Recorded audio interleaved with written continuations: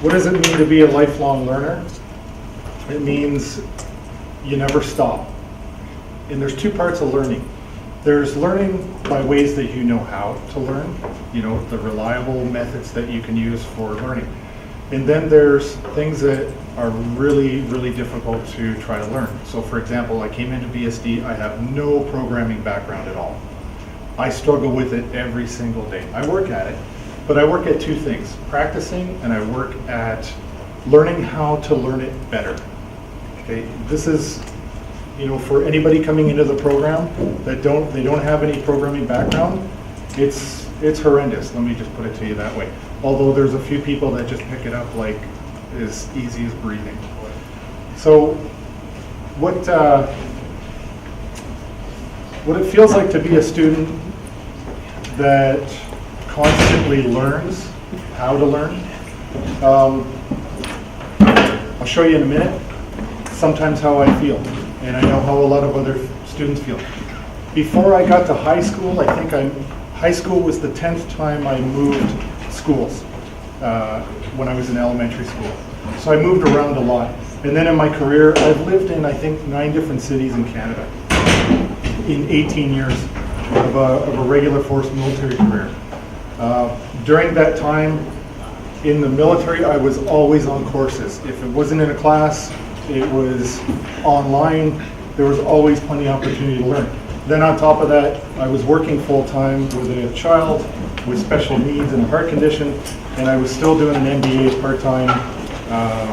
That took me years to do, but I got through it. But what I was finding is that it was really, really difficult to do it. An MBA has a variety of different subjects, and not any of the subjects are similar, maybe accounting and finance. But you got to use different techniques to learn that subject matter, not one size fits all for learning. So I started to do a ton of research on better ways to learn. And I came across two things. We're going to talk about these in depth. And these two things are really what led to the creation of the Glyphic Study Notes, which, by the way, is not available yet. I'm shooting for maybe January that it should be available to the public. I'm close, but I'm not close enough. Okay, so I'm going to show you this. Okay, two things about that video. I'm going to show that again because I think it kind of already started. It's about 15 feet per second, by the way. And he doesn't have any equipment on it. He has no ammunition, he has nothing. Yeah. So two things about that. Sometimes that's how I feel about learning. And the ground represents a test. And that's also the thing that really ended my military career. I had a bad parachute landing in 2001, went 13 years without being diagnosed. And when it was finally diagnosed, I needed surgery on my hip and my back was ruined. So I like the video because it motivates me to be here and I don't have to do that. Right? Okay. Oh. This is Prezi, by the way. I love it, but I'm just getting comfortable with it. I think it's a great software. So I've done this. I put it all finally together yesterday. And there might be a few bumps in it, but I'll get through it. So the things we're going to talk about is the memory palace. This is one of the techniques that I employed extremely heavily when I was doing my MBA, especially marketing. Marketing was an 800-page textbook, 16 chapters, and the exam was 3 hours long, and everything is, they can ask any question out of that textbook. So 800 pages of text I had to digest. So for Memory Palace, we'll do one. Who knows what one is? No? That's criminal. Sherlock Holmes. Okay, yeah, they talked about it in shows like that, Mentalist, all that kind of stuff. But I use these things like crazy. We're going to do one. Here's the rules to a Memory Palace. You pick a location that you know. Or you create. You can create one in Minecraft, or you can just come up and do a floor plan of your own. But think of this, I want you to think about this. I call it the bathroom effect. I come to your house, I say, can I use your washroom? And you say, yeah, down the hall, first one on the right. Do you think I'm ever gonna need to get instructions on how to find that bathroom again? Probably not. You just know. The human brain just knows. It knows about spaces and locations. It's very good at this. The human brain didn't evolve to, there's no text in our evolution, okay? Spaces are hunting, gathering, there's no text in there. This is part of the reason why this works. Second rule, pick a path. We're gonna go into my little tiny memory palace here. You pick a path, you stick to it. So what that means is, basically come in, follow the perimeter of a location. Okay? Don't go from, for example, the basement up to the third floor of the building, down to the washroom on the second floor, into the front door again. Pick a path, pick the perimeter, usually works best, and stick to it. Third thing is, the more bizarre you can develop imagery of what you're trying to remember in your head, the more sticky. Okay? The more bizarre it is, the more sticky it is in your recall. Okay, so we're going to do one of these really quick. So here's my fictional floor plan. Forget it's got no bathrooms or stairs or hallways. Okay, but this is what it is. It's a main entry, a dining room, kitchen, bedroom, living room. Okay. I'm going to ask you guys to remember a series of 6 words, and then I want you to see if you can remember what the words are. Now, keep in mind the average recall rate on this is about 5. Most people can do 5. You're pretty good if you can do 7. You're exceptional if you can do 9. Just rote memory, okay? But in this particular case, we're going to do this, and then we're going to walk through it with some imagery. Okay? So we're going to go to the first room. Remember this word. I'll give you a few seconds each. Okay?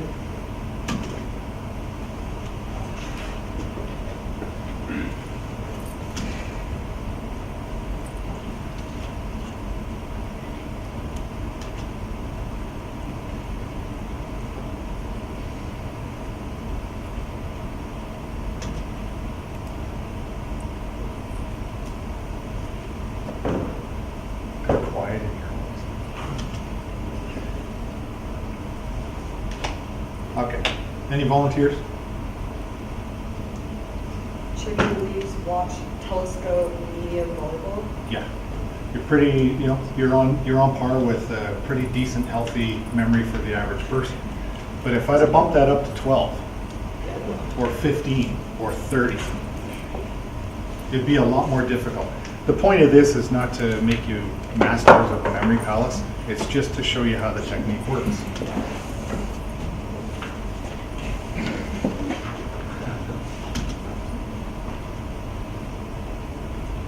Bizarre, right?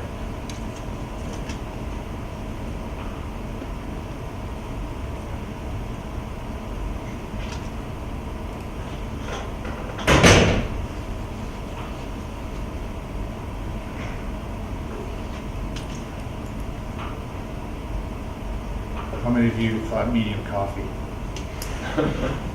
too. 1 milk. This is my favorite. Okay. What was more sticky in your mind? The text or the imagery? Okay.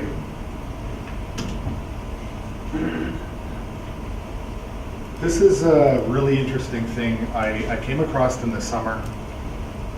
We're going to have a couple of guesses here. So the question is, what percentage do we start to forget new information we've learned? After 20 minutes, after 24 hours. Now, researching this, the results vary, but I picked the one that I liked. It suited my purpose for this. So, take a guess. Who wants to guess? Just shout it out. What percent in the first 20 minutes after a class do we start to forget? 50%. What is it? 42. 42.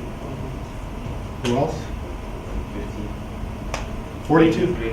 42 is the answer. Okay. How about 24 hours? Sorry? 78. 78. It's actually 54. Okay. So good. Here's what it looks like. You got it immediately, you got 100%. After 20 minutes, you still have 58% in your brain, but you forgot the rest.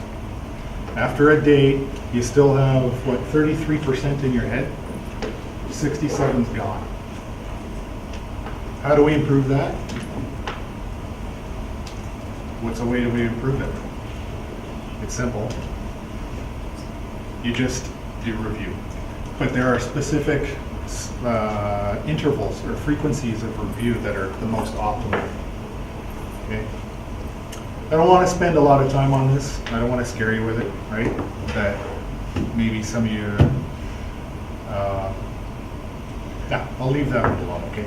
But one of the things that we can do with our software, and we're going to, we haven't implemented it, but this will be one of the pieces that we put into it.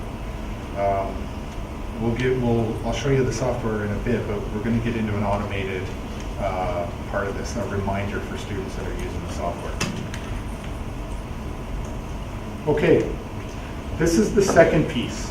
This is the second big piece that I came across in my research on learning how to learn. Verbs, nouns, adjectives, and adverbs. Do we need anything else? And the answer to that is most definitely maybe. Okay. I don't know for sure that we need every single word, but my experience has been, nope, I don't need every single word. And we're going to go through something, and I'll show you why. So this is a long passage. It's 161 words, and I will read it to you, okay? The year is 1912. The day is April 10th. The Titanic set sail from England. The ship is 3 football fields long, 11 stories high, and it's the largest moving object ever built. The ship has elegant restaurants, a swimming pool, and indoor gardens. Some of the world's richest people stroll through its fine rooms. No one seeing it at this moment would believe the tragedy lies ahead. It is the ship's first voyage. This floating palace is bound for New York City. The crew intends to set a record getting there. The Titanic is the most powerful ship on the sea, brags its builder. There is nothing to fear. Let other ships' crews worry about iceberg warnings. Other ships aren't the Titanic. The Titanic is unique. Sadly, pride goes before the fall. Around midnight on April 14th, 1912, a massive iceberg ripped open the mighty ship's steel hull. Tons of water gush in. For the Titanic, the end has come. It's 161 words. Okay? Do we need all the nouns, verbs, adjectives, and adverbs? Do we need all that? Somebody tell me the elegant noun that I mentioned. Nope, wasn't in there. Anyone? Fine. Sorry? Fine? Nope. The hint, the key word there was the word elegant. Oh, restaurant. That's the one. How high is the Titanic? 11 stories. There you go. Okay. A lot of computer people here, right? Good with numbers. So let's look at this. 1912, April 10th, Titanic set sail from England. 3 football fields long, 11 stories high, largest moving object ever built. Has elegant restaurants, swimming pool, indoor garden. Some world's richest people stroll through. Tragedy lies ahead. Ship's first voyage, bound for New York City. Crew intends to set record getting there. Most powerful ship on sea. Around midnight, April 14, 1912, massive iceberg rips open ship's steel hull.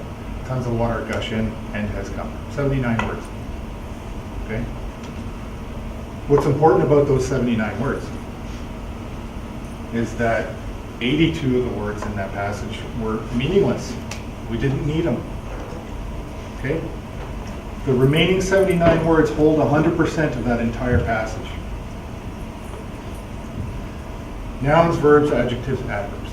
Now, there's a couple of helper words in there. I'm not going to get into being the grammar police, but there are a couple of words that still do remain. We do need them. One word misplaced here or there could actually throw out the meaning of the entire sentence. So it's important to be clear that no, it's not a law of nature that only the nouns, verbs, adjectives, and adverbs help, or are the only thing you need. There are a couple of helper words in there. Okay. But the rest in this passage, 51%, they held 0% of the meaning, 0. So this, or the is, it is the ship at and I could have gone and done the whole entire passage, but you get the point. That's even hard for me to read. So it's just an extraction of the words that we didn't need, just to highlight the point. Okay, so I used a lot of different softwares. I'm working with a company out in Alberta. We've been collaborating on this for months now. And do you guys know Elnaz? Some of you may know Elnaz. She teaches in BSD, probably CPA. For a lot of the work that she has done in the past with her career, she worked with text. She's actually the one who put me on to the Stanford University Parts of Speech Tagger. It's POS, and I don't mean the other POS you're all thinking right now. Point of sale? Not that one. It's a very important component of this software, of what we're trying to do. And the speech tagger is completely open source, free from Stanford University. Now, I do think there is a commercial license component to it, but I haven't really dug too deep into that piece yet. But everything else that I'm doing here, everything on this software is all open source software, everything. But a massive component of this is the speech tag, and you're going to see that why in a minute. Okay. So what I'm doing is I'm basically trying to combine a couple of big techniques that are going to help with recall of massive amounts of information. Okay. Now I want to point out one thing. This is really good for theory, this is good for history, this is good for biology, but I'm not going to be putting computer syntax into this. Okay, this isn't going to help me write computer code. It's not going to help me do calculus, but it's going to help me understand the theory. It's going to help me link one idea to another idea, a concept to a concept. And if you don't believe me, I'll show you in a bit, but I just had my C++ midterm exam last week and a half ago. I used this for a lot of the definition work. Okay. So the goal, like I said, is to link a concept to another concept, but do it graphically in a way that your brain evolved to remember things. Okay. So we're going to get to the fun part. So this is going to be difficult to see. I think if I do this, it might help a little bit. I didn't realize that it was going to be difficult to see. So you've got the Titanic. I've already preloaded this in the interest of saving time because my amount of time is somewhat limited. But I've run this through the software already. The top piece is this piece here is the original note about the Titanic. The revised piece down below is exactly what it is. And I've run that through the part of speech tagger. And what that did is it highlighted all the nouns, verbs, adjectives, and adverbs. Okay? And you'll see how it does that in a second. But I'm not going to go through the process because I don't have time to do it. But what I've done is I've taken the revised notes and I've created a graphic image of the entire story. There's a couple of text boxes in there, there's a few words, but basically almost the entire thing is a graphic image. And so what I can do is I can go into this editor. And if you look over to, I guess, the right-hand side of your screen, I don't know if you can see the mouse, but it's over here where I'm kind of clicking through. And what that's done is I've built the presentation, I've taken the text, I've gone through the speech tagger, and now what I'm doing is I'm actually going to create this thing graphically. So I want to take a couple of examples here. My picture is incomplete, and I did that on purpose. Okay. I don't know if I can... Okay. So what we do here is I'm missing some things.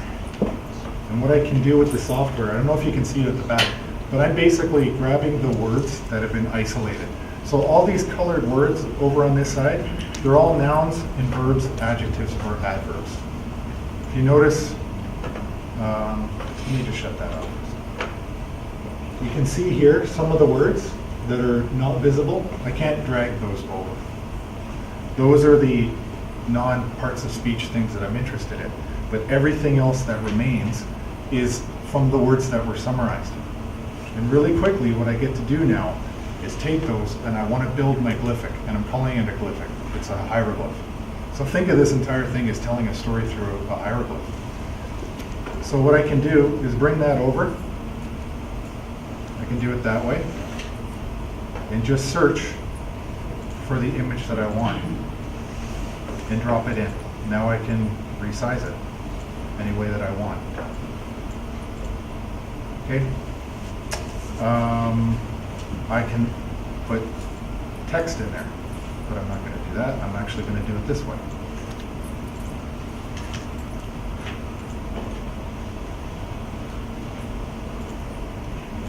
I'm looking for bizarre or unusual type of clip art from which I can build a graphic story.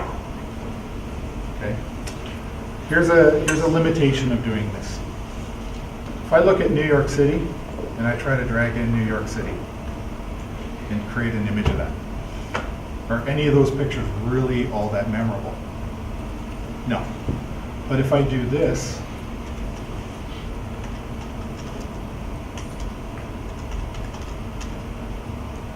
I don't even know if I spelled it. If I do this, then I get what I want.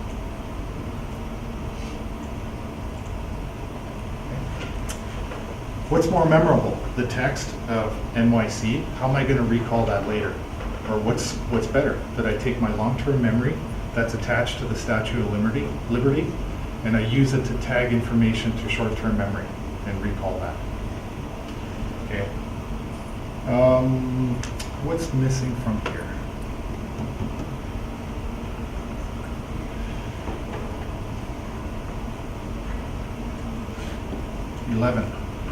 The date, or sorry, the size of the building. So if I say, what's a good representation of 11?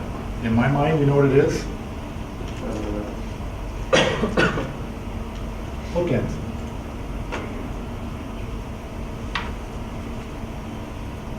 Is there a 2? One with 2 books? How about that? What if I put that in there? And that represents to me 11. That's easier from my mind to recall than just a statistical number. When I'm recalling this information later, bookends is what I'm going to remember to represent 11. Okay? So I can go through and build all sorts of different things here. But I can tell you from a lot of experience doing a memory palace or using imagery to try to recall information, this is a lot more sticky for me in my mind in recalling information than just looking at this text over here. Notice something else. This relates one concept to another. This relates, over here you see the Union Jack, that represents England. What's better to say, it's, visually in my mind, the word England or the Union Jack? One's a representation. But notice I've drawn an arrow from the Union Jack to the Statue of Liberty. It's an idea that is connecting one idea to another idea. Okay. Now there's another piece that we're looking at over here too. This is the it's saving it. This is where I get to take other notes from a different chapter or a different subject, and later on I'll be able to do a summary. And what I'll do is I'll just drag and drop that note, that idea, and I'll connect them I'll connect them from one idea to another. So I can take a subtopic from dynamic arrays to 2D arrays, and I can create the theoretical glyphic of what it is I want to remember, and then I can join the two ideas together. Okay, very similar to the idea of memory or mind maps. Right? People employ mind maps quite a bit, but this is a graphical representation instead of words of a mind map. Okay. Oops, still stuck there. So I can do that, and I can connect them with arrows and different ideas.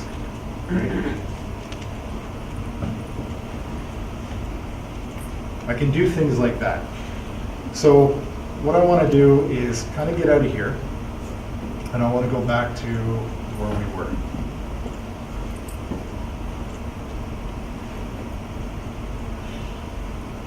Talk about the future of this. To me, the way education seems to be going is virtual reality. I know medical schools are doing it right now. Engineering schools are doing it. Boeing, I think, is training their mechanics with virtual reality. They're getting rid of the text-based learning. Just looking at your textbook, there's a lot of value in that. There's a lot of learning that does go on in that. But what you're seeing is mechanics that are working on a big giant Boeing engine are actually putting on 3D goggles or HoloLens, and they're getting to pull the engine apart without having a $1 million mock-up of an engine right there. They can do it electronically. So to me, when I look at this and I look at the environment that we're in, this here is Minecraft with HoloLens. My son loves Minecraft. Oh, I use this technique on my son, by the way, just so you know. We learned 5 definitions for some science class that he had in about 15 minutes, word for word, just using imagery, no words at all. This here is an environment that was, obviously created. Let's say I take my virtual reality, I make my Glyphic, and then I start placing it around. Maybe, these are just examples of VR. This is Mars, right? I can immerse myself in an environment with the information that I'm trying to remember. Maybe with Glyphic Study Notes, I create my glyphs, I put on HoloLens, and I walk around the school. And I start to superimpose all my images in all the different rooms that I know of, the classrooms. Maybe I put some image of the Titanic up on the wall in the library. And as I'm walking around with HoloLens on, I'm actually reviewing my test. I could sit down and crank it out the hard way and just sit there, or I can review the Glyphic, then recall the Glyphic. Then I can start employing techniques of the memory or the forgetting curve. One of the things we want to do long term is employ virtual reality with a game. There's a component in here where you build your own quiz. You're asking questions based on the notes that you're creating. You also put in the answers.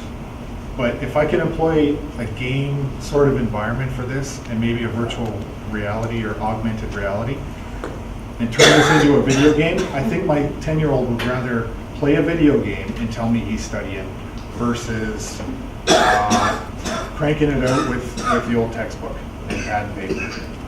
Okay, so the future of this, for me, really is virtual reality. But I want to be very, very careful of the idea of making it so only rich children, rich students, people that have enough money to support that. I want to find a workaround. I don't want it to be exclusively tied to people that can afford it. So if I can't make it for all, then I'm not going to make it just for the select few. The reason I put this picture in here, just wanted to give you a note on Unix. When I took the Unix class last year and I was studying for my exams, I'm from Niagara Falls. I know that city like the back of my hand. I went on Google Earth and I took screenshots of specific neighborhoods that had boundaries. And then I put all my Unix commands on top of my friends' houses. I put it on my school that I went to, elementary, my high school. I can tell you that my house is LS minus D, my neighbor is LS minus A. I can tell you what it is at in the football field in my high school, in the hospital that I was born in. And when I try to recall what those commands are, that's where I'm going. I'm going to my memory palace. This is an example of it.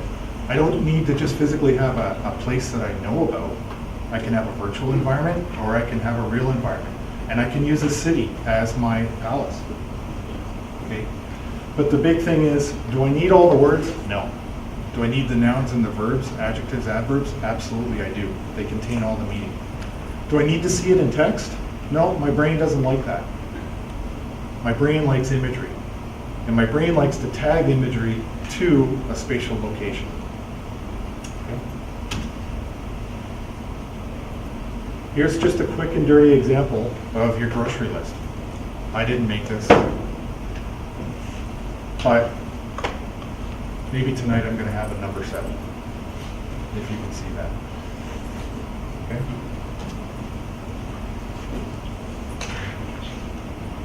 Here's an example. We go back to our original floor plan. We've made our study note, our glyphic.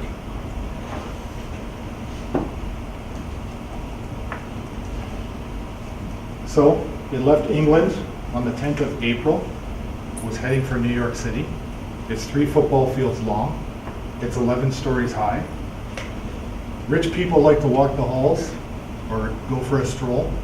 It's got dining rooms, indoor swimming pools, indoor gardens. On the 14th of April, it hit an iceberg. Like you guys didn't know that. It never made it to New York City. Okay? I could put more in there, but I think that gets the idea.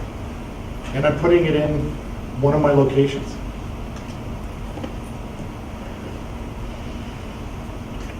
How long? 3 football fields long.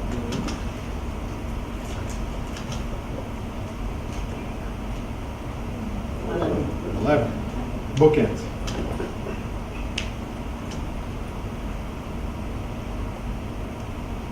April. 10th. And it was going to New York City.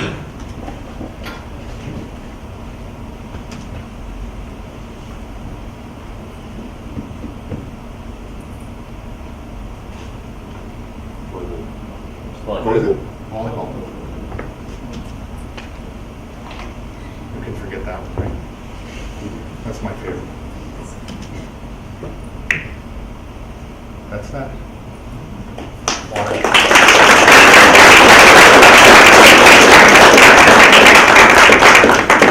There's got to be a question. I can see how this is good for something like history, Yeah. or maybe biology, or something where you have concrete but somewhat abstract concepts. But what about a language course? Like you're learning a second language, let's say you have French in high school. How would something like this apply? Do you know what memory athletes are? There's actually, in the world and in the US and all through Europe, there's memory championships. And what's funny is a lot of those memory athletes that compete, they all employ memory palaces. And the funny part is they all of them at one point in their training as a memory athlete study languages. And many of them will study languages using memory palaces. So that's a 2-part answer for you. And I've tried it, it's a little bit difficult, but it's doable. I don't know so much, right now this version is English only, right? Of course. Maybe at some point it expands to other languages, I don't know. But what I can tell you is that my wife is, she's French, immigrated from France. So real French, not the watered down stuff that's here. Yeah, I know. Her sister came and I put her on the computer to test it out, and I was looking for specific things. And what she said when she was taking words and dragging them into the editor was that she didn't know what that word was. So as somebody who's English as a second language and you don't know what the word is, there's a good chance you can go in there and sort of get a context of what that word is by converting the word into a graphic image. It's not going to work every time. Not every time. Because as an example, compiler is a good word. I'm not getting a very representative word of compiler from a graphical image, but sometimes it does work. You can, but I find that the whole technique for language is very fast. It's extremely fluid, right? It's one of those things that you need a lot of practice. But if you're trying to study rules, believe me, I've tried to learn French. My whole career I was on French courses. I really struggled with it. But learning the rules, I could do that easily. I could learn I'm not learning the syntax of language well, I guess I am. I can learn the rules on how to conjugate something with this tool. But if you look at programming, let me show you this.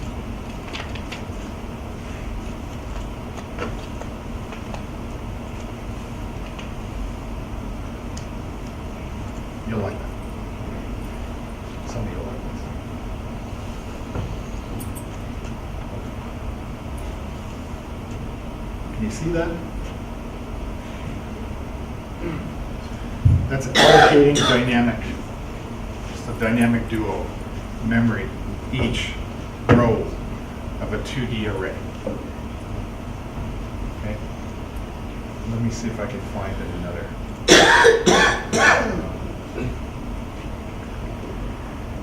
I don't know if I didn't do the note for that. This is inheritance. Part of it anyway. The whole note's not there. I had to delete some stuff. Okay. To me, this represents a definition. Okay. And here's a key thing to really take away from this technique. I can't make a glyphic note and give it to Vita and have her have the same recall. She has to build her own note. And her notes, even on the Titanic, we're not all going to get the same note, but it's going to stick in your mind. You have to be the one to build it. You can't share the note. Otherwise, it's the same as just studying somebody's textbook. You build it, it sticks in your mind. You select the volleyball with Tom Hanks in it. Okay? That's what makes it sticky, the more bizarre. Okay? It's a roundabout way to answer your question, and I went off on a huge Yeah, I tangent. realized my question was a little complicated. No, but it's the thing is, I can study theory. I can take a concept and represent the concept. And that's what people do. That's what I think hyperlearners do, is that they take a concept they already know. It's in their long-term memory. For example, if I'm studying arteries or veins or something like that, maybe, what's my analogy? The highway system, the 400 series highway. What you do is you always you don't always, a lot of really good students, they superimpose a new idea they're trying to learn on an old concept that's in their long-term memory. And they look for the similarities, and that's how they understand the concept. And then you want to link that to another idea. So you've got a highway system, right, that you're going to link to arteries. What passes through it? Trucks or blood. You're taking concepts and linking the two to get a deeper understanding. That's what I'm trying to do here, is I'm finding a way to recall it. I'm trying to filter out the information, the noise that I don't need, and stick to the facts. Stick to the nouns, stick to the verbs. Put those together. Okay? Is there another question?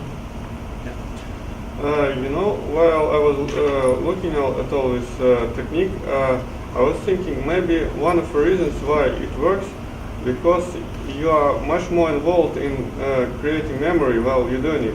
Like when you're writing, you're like writing notes, you're just copying information, so you're not making decisions. But when you're creating a glyph, you're like choosing the proper pictures, selecting words, right? Yeah. So it involves much more your brain in the process. Maybe it is one of the reasons why it will more effective. So like in comparison with listening, when you listen, only the area of your brain responsible for listening is working. When you're writing, you're also using your like motor memory, like more areas of brain. Yeah. And in this technique, you're using much more like resources of your brain. So, to remember something, you need to involve as much parts of your brain as possible. The earlier versions of this, I've been working on the project for about three years. Not the development part, but putting sort of the ideas together for about 3 years. I've talked to companies, I've talked to people, like I've put a lot of time into this. And the reason is because for me it's something that works. When I was studying to do my last exam for my MBA, the marketing book, like I said, was 16 chapters long. So at the time what I did is I went back to the old analog way of doing business. And I worked in engineering, so I went upstairs and I said, look, I know these 16 buildings on the base in Kingston. I want the floor plans to all 16. So I got 16 big floor plans, and actually I got 17, because I needed a table of contents. I got 16 of these floor plans, and I went room to room to room to room, and I wrote all my notes inside those rooms. That's where I wrote them. So at the time, a very analog way of doing it, and I wasn't doing it graphically, I was doing it still text-based, but relying on the memory palace part, which was, okay, what was in Major so-and-so's office? What was in Colonel so-and-so's office? So that's how I was able to traverse the information. Now, part of the memory palace, one of the rules is pick a path and stick to it, is because what if I want to go back? So if I say to you, start at telescope in our memory palace and go completely in the reverse order, you're able to do it. Because visually, you know where it is, and you've picked a path. If I'd have said, go in the front, the entrance, go to the bedroom 2, go to the living room, down to the kitchen and back, you'd be all over the place. You'd be lost. So you basically create locations. There's a part in this, when you're building your note, it asks you for a location. You can reuse locations over and over, and you can build locations over and over. You can design, you can go in and build your own environment, I guess in Minecraft or something else, or you can use SketchUp or AutoCAD if it's available to you. But you can create your own 3D environment. Okay, but it's the same as the bathroom effect. You always know once you've been there once. Maybe with a review in about 20 minutes and you got a weak bladder. So what I've done is, this is a case where I'm just taking ideas that other people had and I'm trying to streamline it down as much as I can. The next version of this I did in a Microsoft Access database, using this other tool that I had that I got with I worked with a company, and then PowerPoint. So I made all of my graphic images in PowerPoint, and then I linked those to a box in my Access database.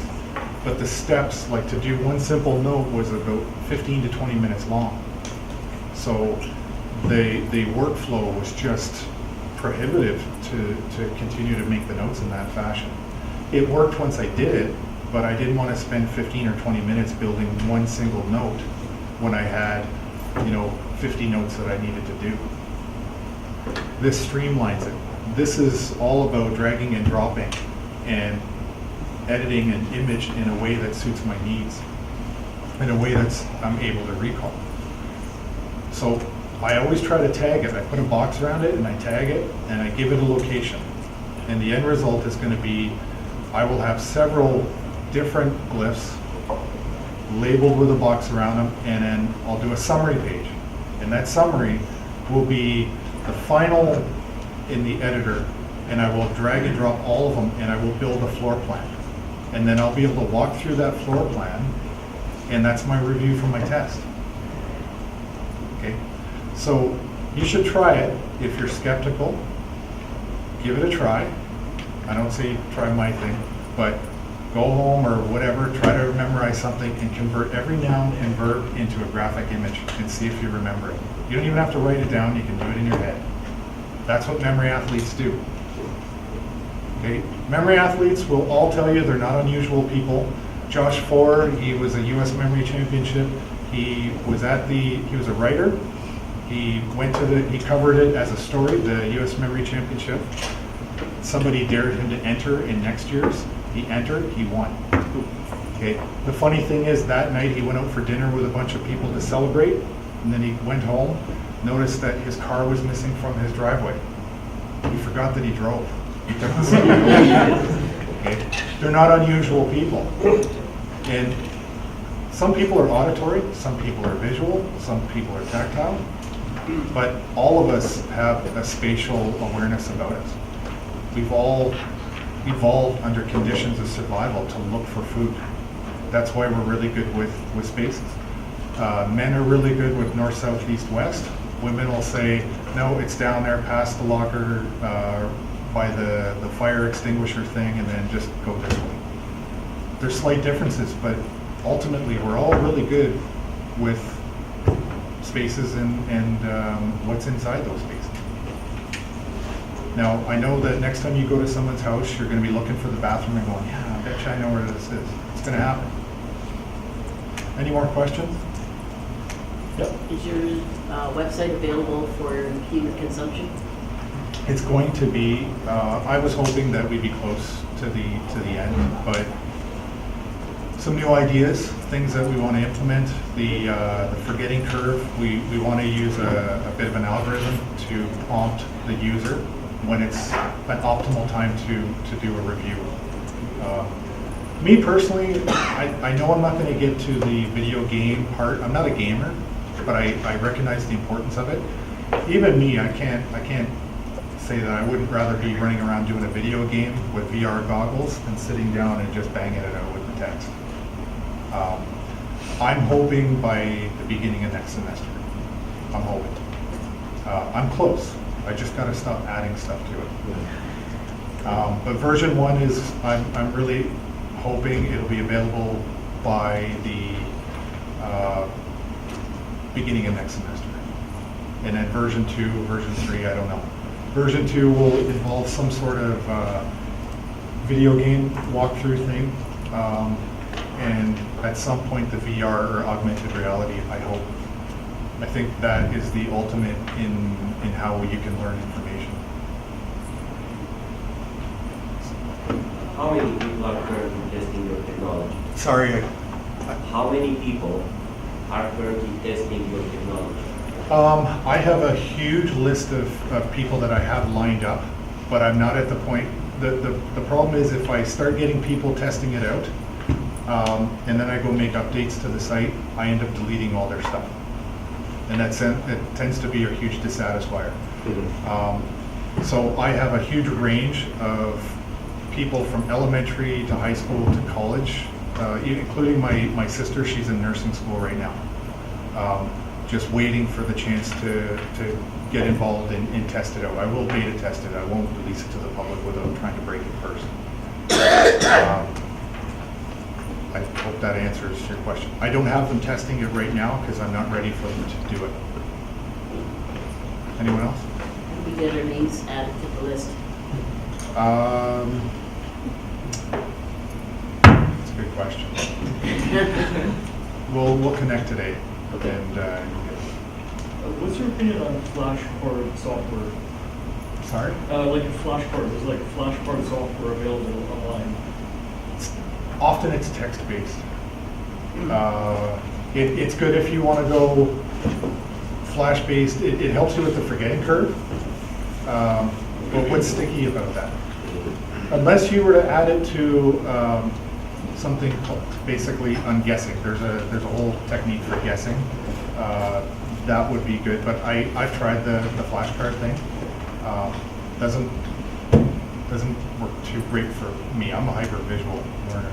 And because she's standing up, that's telling me to shut up. Thank you very much for